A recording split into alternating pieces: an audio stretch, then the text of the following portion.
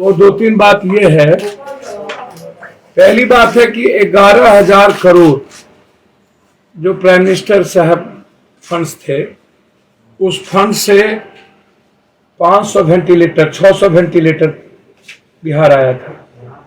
वो सारा वेंटिलेटर सड़ गया, बंद हो गया। दरभंगा का वेंटिलेटर रूम टेक्नीशियन के अभाव में और बिजली लगाने के अभाव में बंद हो गया। एक भी वेंटिलेटर 500 वेंटिलेटर में नहीं चल रहा।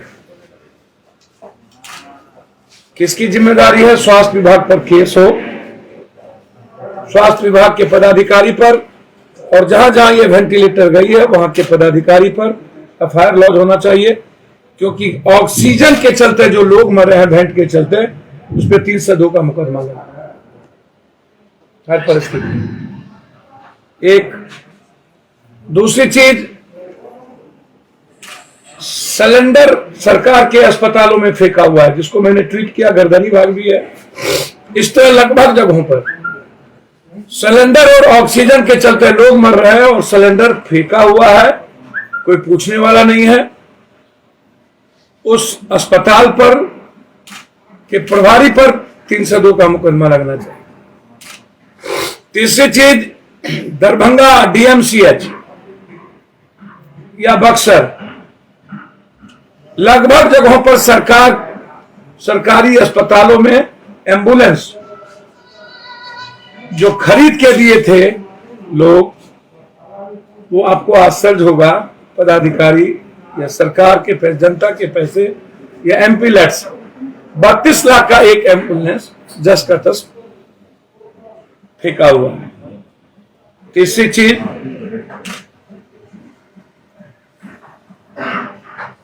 अभी तक अब स्थिति यह है कि पटना के नर्सिंग होम हॉस्पिटल लगभग जगहों पर मारपीट कर रही है। आज भी प्राइवेट नर्सिंग होम अटेंडेंट को मारा। ईश्वर दयाल में हमने दोनों बात डीएम साहब को भेज दिया है। ईश्वर दयाल के डॉक्टर्स का भगना है राहुल, उसने रात में राजीव नाम के पेशेंट को जबरदस्ती आईसीयू रूम में धमका करके बाहर कर रहा। पत्रकार नगर के थाने को मैंने फोन किया, वहां पर उनको भेजा। डीएम साहब को मैंने ट्वीट किया। लगभग जगहों पर अब स्थिति यह है कि धमका करके पैसे लिए जा रहे हैं और थाना कोऑपरेट कर रहा है।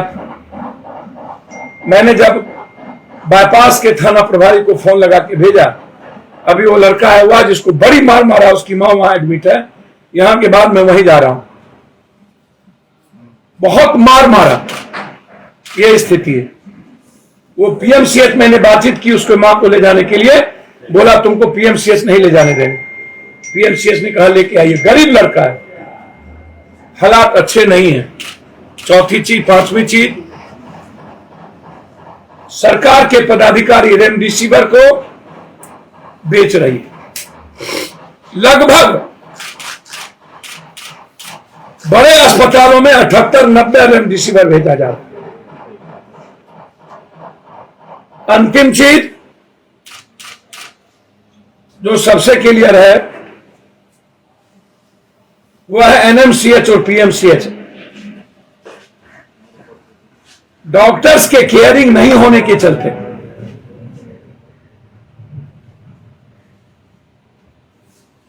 रात में कोई भी व्यक्ति डॉक्टर्स को, पेशेंट को नहीं टच करता है। आज 26 साल का लड़का ऑक्सीजन नहीं रहने के चलते उसकी मौत हो गई। उसकी मां लिपट के रोती रह गई, हम जा करके भी नहीं बचा पाए। चाह करके भी नहीं बचा पाए।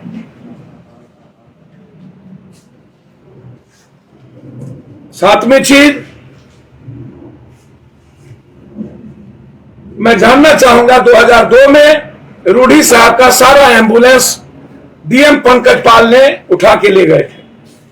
क्योंकि रूढ़ी साहब के एम्बुलेंस के बारे में पाल साहब ने साफ लिखा है, आज अखबारों में कई सोशल मीडिया पर लिखित क्लियर है कि उन्होंने कहा था कि एम्बुलेंस निजी कामों में लगाए जाते हैं और ये अथॉरिटी नहीं है, इसलिए उन्होंने लगा ली।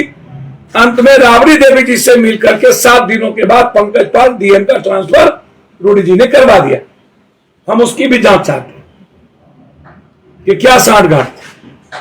7 दिनों के अंदर पंकज पाल का क्यों हुआ ट्रांसफर। नवमी चीज, जो सरकारी पैसे से खरीदे गए एम्बुलेंस, उसमें ऑक्सीजन था लगा हुआ, जीपीएस था, सारी चीजें भेज दी गई।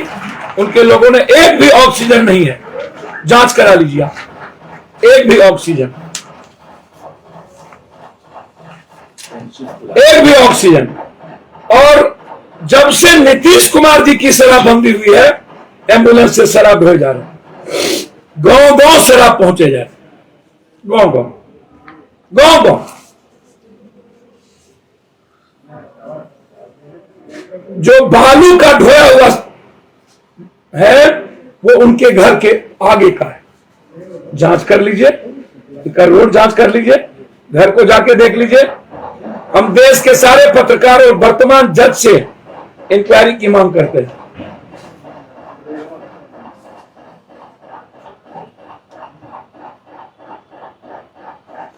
ये जहां पर वो खोले प्रशिक्षण केंद्र, जमीन मालिकों का कागज है, ये जमीन मालिकों का कागज है, अभी तक उसको पेमेंट नहीं किया गया। उम्रावती दिन, ये कागज आप लोग को अभी हम भेज देंगे, उस पर स्कील, ये कंपनी है, इसी कंपनी के नाम से स्कील बना। ये कंपनी उनके निजी आदमी का है, सारे पैसे उनके कंपनी ने उठाए। जो बॉम्बे के प्रभारी थे और बॉम्बे से ही लाया गया। यह है अशोक सिंह और एक है दामोदर सिंह। अशोक सिंह, दामोदर सिंह और देवी, तीनों की जमीन का 1 रुपया नहीं दिया गया। ये मेरे पास कागज है, इसकी इंक्वायरी मैं चाहता हूं। मैं आदरणीय मुख्यमंत्री जी से पूरी जांच चाहता हूं, वर्तमान न्यायाधीश से। मैं आदरणीय मुख्यमंत्री जी से जांच चाहता हूं कि पंकज पाल डीएम 2002 के बाद जब एम्बुलेंस ले लिए तो फिर रूढ़ी जी के पास एम्बुलेंस कैसे गया? उस एम्बुलेंस का जीपीएस से लेकर के ऑक्सीजन सिलेंडर कहां गया? और इतने दिन ड्राइवर को किसने तनख्वाह दी? और बालू भरने वाला वो जगह रूढ़ी जी के घर के आगे का है, वो जांच अभी करिए और एफआईआर लॉन्च करिए। पप्पू यादव जब गए थे, मेरे साथ मनीष वहां थे, मेरे साथ पत्रकार वहां थे। जिन लड़कों ने केस किया है, मैं मांग करता हूं वो लड़का वहां पर कि आप अविलंब आईजी हेडक्वार्टर से जांच करा लें। वो लड़का वहां नहीं था, उसका मोबाइल कहां था, वो लड़का कहां था, और सीसीटीवी कैमरा में वो लड़का नहीं था। यदि गाड़ी तोड़फोड़ हुई तो उसी दिन केस क्यों नहीं हुआ? 24 घंटे के बाद केस क्यों हुआ? क्योंकि रात में उनको तोड़ना था गाड़ी शीशा। यदि उसके हाथ में चोट लगे तो 24 घंटे के बाद उन्होंने बैंडेज क्यों चढ़ाया, जब वो वहां था ही नहीं उनको, और उससे केस करवाया गया? तो मैं इंक्वायरी की मांग करता हूं। यदि एक भी वर्कर गाड़ी को टच किया हो और किसी से तुम भी हुआ हो तो मैं राजनीति से संन्यास ले लूंगा, अन्यथा रूढ़ी जी आप राजनीति से संन्यास लें। और मैं चैलेंज करता हूं, या तो इसकी जांच सीबीआई से हो, या वर्तमान न्यायाधीश से हो, या आईजी हेडक्वार्टर से नीतीश कुमार जी करें। मैं मांग करता हूं। बहुत क्लियर है। अब आप इनको कैसे धमकी मिल रहा है ये सुनिए। उनके पीए कौन है, निकालिए। पीए नहीं, उनके जो खास लोग सब हैं, तो वो लोग पहले तो हम लोग जब गए वहां पे तो हम लोग ऑडियो सुनाए। पहले ऑडियो सुन ली। ऑडियो है। जी जी बहुत बड़ा आप काने एक बात जान लो ये फोटो जितना पिटाए ला काम चलेलो ना कोई हट में कुछ उनका औकात बा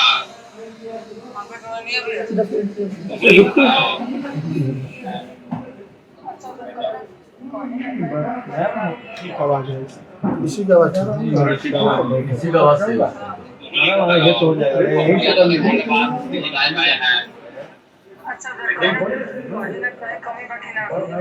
पूरा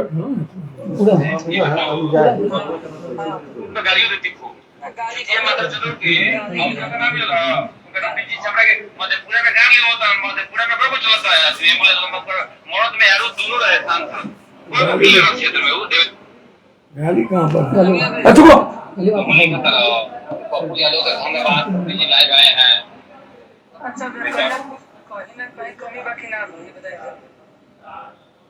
ये बताओ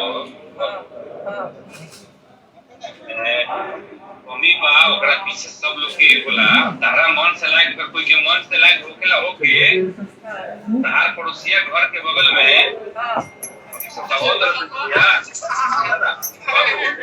एक नहीं हमार मेरा सुनो आपके मन के लाइक जो भी होगा वो बगल में आपको देखना चाहेगा। देखिए सब कहिए नहीं बगल का आप लोग क्या कहता है इसके चक्कर में छोड़िए कोई नहीं उनको भी राजनीति करना है नहीं जैसे कि और जो आपके बगल भैया मेरा बात तो सुनिए जैसे कि आपको भी पता है छपरा जिला में सबको पता है कि पप्पू यादव सबसे खास हमें यहाँ पे ठीक है ना और आपको हम हमेशा फोन करते हैं आप परसों काम था आपको फोन किए कि नहीं उम्मीद तो किए कभी लोग नहीं करेंगे नहीं पप्पू यादव के खास पर की बात हम जानने हैं तो पप्पू यादव के खास पर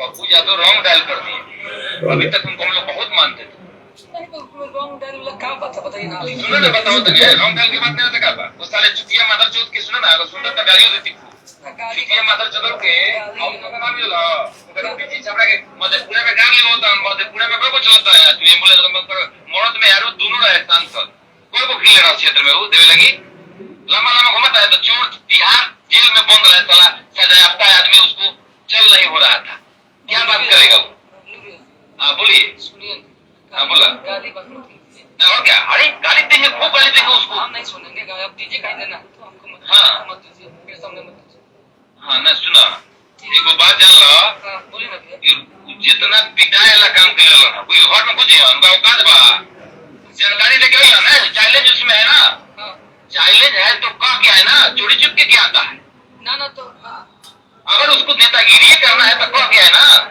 पूरा चैलेंज है केवल बाण वाले पूरा जतन सहाबुद्दीन की भेंट करे सलाह वो सहाबुद्दीन की जिससे क्या बात करते हैं किससे भेंट करने जा रहा था टॉपिक पे आइए ना भैया क्या है साहबुद्दीन टॉपिक की बात कर रहे हैं ना बाबू सुनो ना तुम्हारा जो खास बनी ना सबसे बड़ी बात नहीं आप नहीं करते आपको फोन नहीं करते अरे सुनिए आपको बताते हैं आप जो इसका फोटो देख लीजिए ठीक है आपका रिस्पेक्ट करता है उसने बोल ये इनके घर पर यहीं रहते हैं यह पटना में भी है पटना में अभी हैं राजीव प्रताप का रूडी के घर में ही क्या रहते नाम हैं। है इनका बबलू चौक सामने दिखाई फोटो बड़ा करिए फोटो को बड़ा करिए बड़ा कीजिए ये बबलू चौबे जी हैं ये माँ बहन पप्पू यादव को और औकात बता देंगे दिखा देंगे इनको यहीं से छिए बड़ा गाली दे करके लीजिए ना भैया हुई ना बड़ा हो जाएगा मनीष जी इधर ये बड़ा मोबाइल बड़ा है लॉक किए हुए हैं पप्पू जी के सामने दिखाई अब ये सर सामने दिखाई अब इनके तरफ हमारे लोग माँ बहन तो नहीं करेंगे झंझट करने ले जाएंगे हमारे माँ बहन को गाली देने से एम्बुलेंस मिल जाए। अब इनको क्या धमकी दिया आज रूडी जी के दामाद ने इनको क्या लिखा है वो दिखाए संभाल के रहिए अपने दामाद अभी मैसेज किया हिसाब से रहिए अपने दिखाए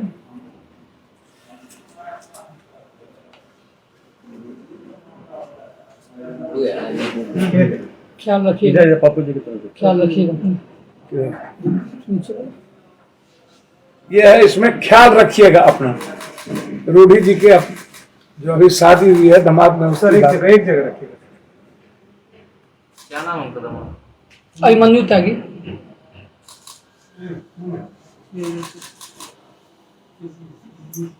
बंद हो गया। मोबाइल उतना आगे मत करो, बस हो गया। अब आप बताइए। तीसरा भी ऑडियो है जिसमें कह रहे हैं कि बहुत जल्दी मरेगा पप्पू यादव। अभी उसको हम लास्ट बाद में दिखाएंगे। अब रूडी जी खुद उनका आवाज ये अभी नहीं दिखाएंगे, ये आपको कल या परसों आपको सुनाएंगे। वो एफआईआर करेंगे क्या जी? मामले में एफआईआर करेंगे वो? आप एफआईआर करेंगे? इनको लगातार हमको क्या जरूरत है FIR करेंगे। नहीं, ये करेंगे, काम करेंगे। ये करेंगे। अब इनको धमकी मिल रहा है मारने का, बेचारा उनके घर के बगल, ये उनका कहाँ घर है? मेरा पुरानी पट्टी घर गाँव में, उनका घर कैसे दोनों का दीवार सटा हुआ है। बगल में। दोनों का दीवार सटा हुआ। बताइए। दोनों आदमी का घर, इनका घर बाएं साइड में, इनका दाएं साइड में, बस एक रोड जो गांवी रोड होता है उसका अंतर है। और इतनी धमकी मिल रही है कि कभी भी इनकी जान का खतरा है।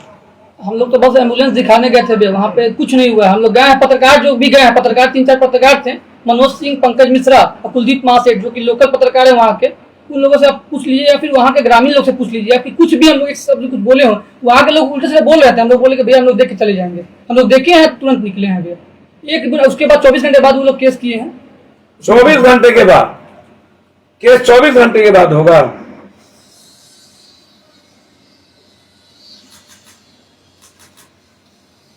तो पप्पू यादव के मार देने से रूडी जी आपको सकून मिल जाए गाली गलौज करने से।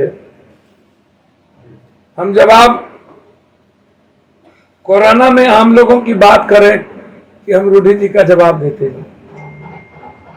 अब ऐसे लोग भी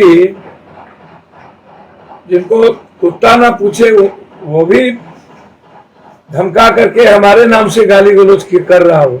तो चलिए, मैं सिर्फ इतना कहूंगा कि सरकारी सारे एम्बुलेंस चल रहे हैं। सरकार अविलंब 72 घंटे के अंदर एम्बुलेंस के चलते जो मौत हुई उस पर केस करे, एम्बुलेंस को सड़कों पर लाए। और एम्बुलेंस की माफियागिरी अभी भी बंद नहीं हुई है। पटना में और जगहों पर 30,000 40,000 रुपया ले रहे हैं। सारा ऑडियो आ चुका है।